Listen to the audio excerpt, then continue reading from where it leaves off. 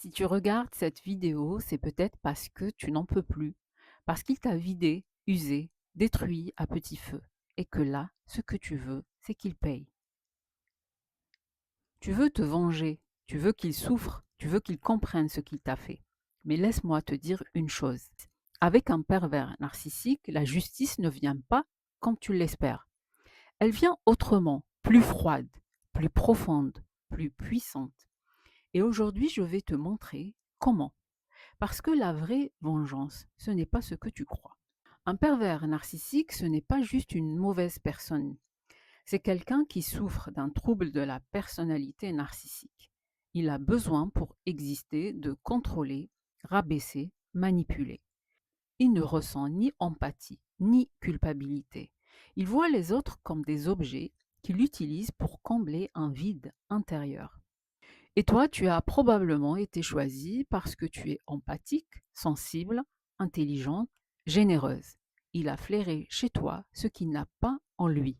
Et ça, ce n'est pas une faiblesse, c'est ta force. Mon premier conseil, comme on l'a vu dans une vidéo précédente, est la méthode du Grey Rock. Deviens illisible émotionnellement. Il ou elle veut te voir réagir, pleurer, crier, supplier, le confronter. Ne lui donne rien.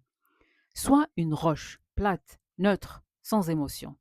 Il va s'énerver, perdre tous ses repères, et c'est là qu'il commence à paniquer.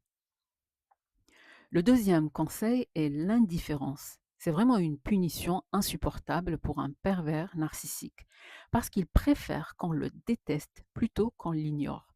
Parce que ignorer, c'est nier son existence. Le silence, c'est la bombe atomique. Quand tu ne réagis plus, tu coupes son carburant. Le troisième conseil est de te protéger stratégiquement. Tu n'as pas besoin de crier la vérité. Tu peux accumuler les preuves calmement et les sortir au bon moment, s'il y a un enjeu juridique, social ou familial.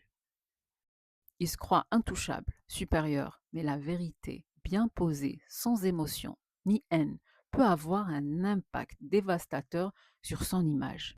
Tu sais que tu ne pourras jamais lui faire prendre conscience de ce qu'il t'a fait, parce qu'il ne fonctionne pas comme toi. Tu perds ton énergie à espérer qu'il regrette. Mais malheureusement, il ne regrette rien. Il ne ressent que la perte de contrôle. Alors, dis-moi, le pardon, c'est pour lui ou pour toi? Le vrai pardon, ce n'est pas pour lui, ce n'est pas pour l'excuser, ce n'est pas pour tourner la page trop vite, et surtout pas pour minimiser ce que tu as vécu.